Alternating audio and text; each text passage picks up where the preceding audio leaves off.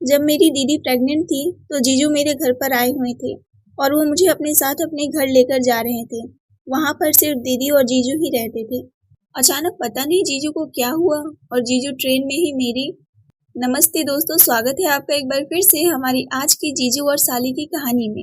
ये कहानी मेरी सच्ची कहानी है। इसे सुनकर आप सब हैरान हो जाएंगे क्योंकि ये कहानी बहुत ही अलग और मेरी सच्ची कहानी है। मेरा नाम रोशनी है और मेरी उम्र 20 साल है। मेरी दीदी की 2 साल पहले ही शादी हुई थी, लेकिन 2 साल के बाद अभी वो प्रेग्नेंट हुई थी। जब मेरी दीदी और जीजू का रिश्ता देखा जा रहा था तो पहली नज़र में जीजू ने मुझे पसंद कर लिया था क्योंकि मैं दीदी से कुछ ज़्यादा ही खूबसूरत थी। वो हुआ ये था कि जब मैं चाय और नाश्ता लेकर बाहर आई थी तो जीजू समझ लिए थे कि मैं ही दीदी हूँ। लेकिन जब दीदी आई तो फिर वो भी ठीक थी। तो फिर उन्हें पता चला कि अच्छा, शादी तो इससे होने वाली है। उन्होंने दीदी से शादी तो कर ली, लेकिन अभी भी वो मुझे देखा करते थे। जब मैं उनके घर पर जाया करती थी तो वो मेरी बहुत खातिरदारी किया करते थे। धीरे धीरे दिन गुजरता गया और जीजू ने दीदी को अपनी धर्म पत्नी मान चुके थे और वो उनके साथ अपना पति पत्नी का जीवन बिताने लगे थे। फिर अचानक 2 साल बाद दीदी प्रेग्नेंट हो गई। तब उनके घर पर कोई भी नहीं था। फिर जीजू ने मम्मी को कॉल किया और कहा कि क्या रोशनी को आप मेरे यहाँ पे भेज सकती हैं, थोड़ा इसकी दीदी को सहारा मिल जाएगा। तभी मम्मी ने कहा बेटा, हाँ बेटा, क्यों नहीं। मम्मी ने मुझे बताया कि रोशनी बेटा इधर आओ, ये लो तुम्हारे जीजू का फोन आया है, जीजू से बात कर लो। जब मैं जीजू से बात की तो जीजू मुझसे कहने लगे कि रोशनी, अगर आपके कॉलेज की छुट्टी होगी तो प्लीज आप यहाँ पर आकर थोड़ी सी अपनी दीदी की देखभाल कर देंगी। मैं बोली हाँ बिल्कुल, ये भी कोई कहने वाली बात है क्या। लेकिन जीजू, मैं आ तो जाऊंगी लेकिन मैं अकेले सफर नहीं करती हूँ क्योंकि मुझे बहुत डर लगता है। उन्होंने कहा कि अच्छा कोई बात नहीं, मैं कल छुट्टी लेकर आता हूँ और फिर तुम तैयार रहना। मैंने कहा कि ठीक है जीजू। जब वो छुट्टी लेकर हमारे घर पर आए तब मैं लाल कलर की ड्रेस पहनी हुई थी। रेड सूट और ब्लैक चुन्नी में मैं बहुत ही ज्यादा खूबसूरत लग रही थी क्योंकि मैं बहुत ज्यादा ही गोरी थी। जीजू मुझे देखते ही रह गए। वो मुझे देखते रहे पर उन्होंने कुछ नहीं कहा। कुछ देर बाद वो बोले, उन्होंने कहा कि रोशनी, तुमने सब सामान पैक कर लिया है। मैंने कहा हाँ जीजू। तभी मम्मी आई और बोली, अरे बेटा, इतनी भी जल्दी क्या है, थोड़ा नाश्ता तो कर लो, अभी अभी तो आए हो, हमारे यहाँ से पानी पिए बिना नहीं जाया जाता है। जीजू ने कहा, देखिए मम्मी जी, लेट हो रहा है, नहीं तो मैं खुद ही यहाँ पर रुक जाता और रोशनी की दीदी को वहाँ पर अकेले छोड़कर आया हूँ तो इसीलिए वहाँ भी जाना जरूरी है।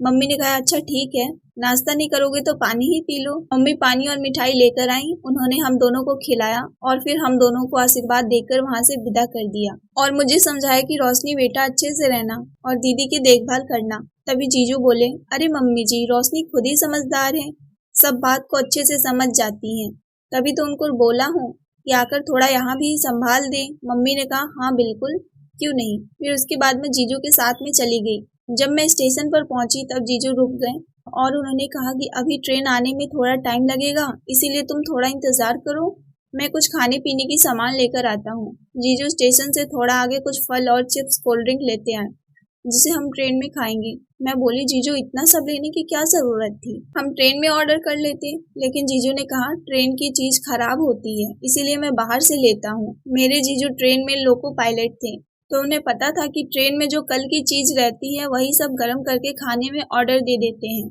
तो फिर उन्होंने कहा इसीलिए जब भी मैं अपनी ड्यूटी पर जाता हूँ तो खुद ही लंच लेकर जाता हूँ। मैंने कहा अच्छा ठीक है। फिर हमने एक बोतल पानी भी लिया और तभी बातों ही बातों में हम लोग की ट्रेन आने वाली थी। जब ट्रेन आया तो हम लोग बैठे। भीड़ इतनी थी कि पता ही नहीं चल रहा था ये एसी वाला डब्बा है या फिर स्लीपर वाला। अगले स्टेशन पर टीटी आया और फिर जितनी भी लोग बिना टिकट के थे वो सब उतर गए। तभी हम लोग अपने अपनी सीट पर बैठे थे। तभी एक आंटी जो प्रेग्नेंट थी और उनका लास्ट महीना चल रहा था, उन्हें सीट ऊपर मिल गया था जबकि जीजू का सीट नीचे वाला था। उन्होंने मेरे जीजू से रिक्वेस्ट किया कि क्या आप प्लीज ऊपर चले जाएंगे, मुझे ऊपर चढ़ने में थोड़ी तकलीफ होगी। अब जीजू तो ये तकलीफ अच्छे से समझ सकते थे क्योंकि दीदी भी खुद प्रेग्नेंट थी, इसीलिए उन्होंने कहा हाँ जी बिल्कुल, मैं ऊपर चला जाता हूँ। जीजू ने कहा रोशनी थोड़ा साइड हो ना। जब मैं साइड हुई तो वो मेरे पास आकर बैठ गए। फिर उन्होंने मुझसे कहा कि थोड़ी देर में जब नींद आएगी तो मैं सो जाऊंगा, अभी बैठकर लूडो खेल लेते हैं। उन्होंने मेरे साथ लूडो खेला और फिर उन्होंने शर्त भी रखा कि अगर मैं हार जाऊंगी तो मुझे कुछ करना पड़ेगा। मैंने कहा हाँ बिल्कुल, मैं करने के लिए तैयार हूँ, लेकिन आप हार गए तो जीजू ने कहा तो फिर मैं कर दूंगा जो तुम बोलोगी। फिर हम लोग लूडो खेले और फिर मैं हार गई। फिर जीजू ने कहा याद है ना, तुम्हें मैं जो कहूँगा वो तुम्हें करना पड़ेगा। मैंने कहा मुझे सब याद है। और फिर मुझे नींद आने लगी, मैं सोने लगी। तो फिर जीजू ने कहा ठीक है तुम सो जाओ, मैं दूसरी सीट पर जाकर सो जाता हूँ, जो कि उस औरत की सीट थी। फिर हम लोग सोते सोते सुबह में जीजू के घर पहुँच गए थे। जैसे ही हम लोग घर में गए तो मैंने दीदी को नमस्ते किया। दीदी ने मुझे गले से लगाया और फिर कहा कि रोशनी, मुझे पता था कि तुम जरूर आओगी। मैंने कहा कि हाँ दीदी, आप मेरी बहन हो, मैं क्यों ना आऊंगी। जब मैं छोटी थी आप मेरी कितनी देखभाल की थी, क्या मेरा फर्ज नहीं है कि मैं आपकी देखभाल करूं। जीजू मेरी तरफ देखकर मुस्कुरा दिए और फिर बोले कि रोशनी बहुत अच्छी लड़की है। जब जीजू मेरी तारीफ कर रहे थे तो वो धीमे धीमे मुस्कुरा रहे थे। मैं समझ नहीं पा रही थी कि जीजू मुझे क्या कहना चाह रहे हैं। हम और जीजू बाहर से ही नाश्ता पैक करवा कर लाए थे, तो सुबह सुबह हम, दीदी और जीजू तीनों लोग नाश्ता किया और फिर हम लोग आराम करने लगे। दीदी को बहुत ज्यादा थकान हुआ था, फिर वो अपने रूम में सोने चली गई। तभी धीरे से जीजू मेरे कमरे में आए और बोले कि तुम्हें याद है ना कि तुम्हें क्या करना है। मैं बोली पर आपने तो बताया ही नहीं था कि क्या करना है, बस इतना बोले थे कि जो मैं बोलूंगा वो तुम्हें करना पड़ेगा। तो फिर मैं मान गई थी।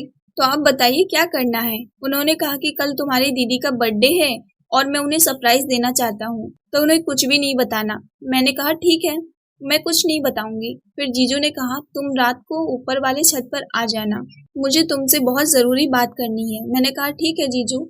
जब मैं ऊपर रात में गई तो मेरी आंखें खुली की खुली रह गई। मैं बहुत हैरान हो गई थी कि जीजू ऐसा भी कर सकते हैं। अब मुझे कुछ भी समझ में नहीं आ रहा था कि मैं क्या करूं, क्योंकि मैं दीदी की भी बहन थी और जीजू की भी बात को मुझे मानना था, क्योंकि मैं लूडो में हार गई थी और फिर मुझे कैसे भी करके ये शर्त को पूरा करना था। जीजू ने मुझे काले कलर की ड्रेस दी और कहा कि देखो ये कैसी लग रही है। मैं बहुत हैरान हो गई थी कि जीजू मुझे ये ड्रेस क्यों लाकर दे रहे हैं। फिर मैंने कहा ड्रेस तो बहुत अच्छी है लेकिन ये मेरे में फिट नहीं होगी। मैं कोई ना कोई बहाना करना चाहती थी, क्योंकि मैं नहीं चाहती थी कि मैं उनकी दी हुई ड्रेस पहनूं और मैं दीदी के साथ धोखा करूं। फिर जीजू ने कहा हाँ मुझे पता है ये ड्रेस बहुत अच्छी है, तो मैं ये ड्रेस तुम्हारी दीदी के लिए लेकर आया हूँ। तो मैंने कहा अच्छा, हाँ वही तो मैंने सोचा कि ये ड्रेस तो मुझ में बहुत ढीली है, मेरे में कैसे होगी। तो फिर जीजू ने कहा आपके लिए तो मैं बहुत अच्छी ड्रेस लेकर आया हूँ, आप देखना चाहती हो। मैंने कहा हाँ जीजू दिखाइए। जब उन्होंने मेरे लिए जो ड्रेस दिखाई वो लाल कलर की थी, क्योंकि मैं अपने घर पर लाल कलर की ड्रेस पहनी थी। तो जीजू मुझे देखते रह गए थे, इसीलिए शायद वो मुझे रेड कलर की ड्रेस लाकर दिए और जब मैं पहनती तो वो ड्रेस बहुत ही खूबसूरत लगता। लेकिन मैंने जीजू से कहा जीजू उसकी कोई जरूरत नहीं थी। और जब मैं छत पर गई थी तो मैं चारों तरफ देखकर इसीलिए हैरान रह गई थी, क्योंकि चारों तरफ जीजू ने इतनी खूबसूरत तरीके से सजा रखा था जिसकी कोई उम्मीद नहीं थी। इसीलिए वो मुझे दिखाने के लिए सिर्फ बुलाए थे कि रोशनी बताओ ये कैसा लग रहा है, क्योंकि अगले वाले दिन दीदी की जन्मदिन थी और वो चाहते थे कि वो दीदी को खुश करे। मैंने कहा बहुत ही सुंदर जीजू, आपकी तरह हस्बैंड सबको मिले। उन्होंने कहा आपने तो मुझे अपनाया नहीं, लेकिन अब जिन्होंने मुझे अपना लिया है उसको तो मुझे खुश करना पड़ेगा ना। मैंने कहा हाँ बिल्कुल, वो मेरी दीदी है और आपका हक है कि आप पूरा पूरा उनको खुश करें और उनके साथ हमेशा रहें और उनका साथ दें। जीजू ने कहा साली जी, इसमें मेरे तरफ से कोई शिकायत नहीं मिलेगा, मैं आपकी दीदी की हमेशा देखभाल करता रहूंगा। अभी इतने में दीदी पता नहीं कब ऊपर आ गई और फिर वो हमारी बातें सुनकर कहने लगी ये तुम लोग क्या बातें कर रहे हो। फिर हम डर गए कि दीदी ने कहीं हमारी बातें तो नहीं सुन ली। और फिर दीदी ने कहा अच्छा बताओ ना किस चीज पर प्लानिंग कर रहे हो और इतनी सजावट क्यों कर रखी है तुम लोगों ने छत पर। फिर हमें पता चला अच्छा दीदी ने कोई बात नहीं सुनी है और वो अभी अभी छत पर आई हैं। तभी हम लोगों ने दीदी को सरप्राइज दिया और मैंने दीदी से कहा हैप्पी बर्थडे टू यू दीदी, और जीजू बोले मेरी जान हैप्पी बर्थडे बेबी। फिर उसके बाद हम लोग ने एक केक कट किया और फिर हम लोगों ने बहुत सी मस्ती की, साथ में बहुत फोटो ली। और फिर कुछ महीने बाद जब दीदी का बाबू हुआ उसके बाद जीजू ने मुझे गिफ्ट के तौर पे मेरे लिए एक बहुत अच्छा रिश्ता ढूंढ कर ले आए, जो कि वो लड़का बहुत ही अच्छे घर का था और बहुत बड़े घर का भी था। मैं बहुत खुश हुई। दोस्तों, बड़े जीजू और दीदी का रिश्ता ऐसा होता है जो कि एक माँ बाप के समान होता है, और वो लोगों ने इस चीज को गलत फैला रखा है कि जीजू और साली के रिश्ते में आधा घरवाली का हक होता है। लेकिन असल में देखा जाए तो जीजू भी एक बड़े भाई की तरह ही अपनी साली का देखभाल करते हैं।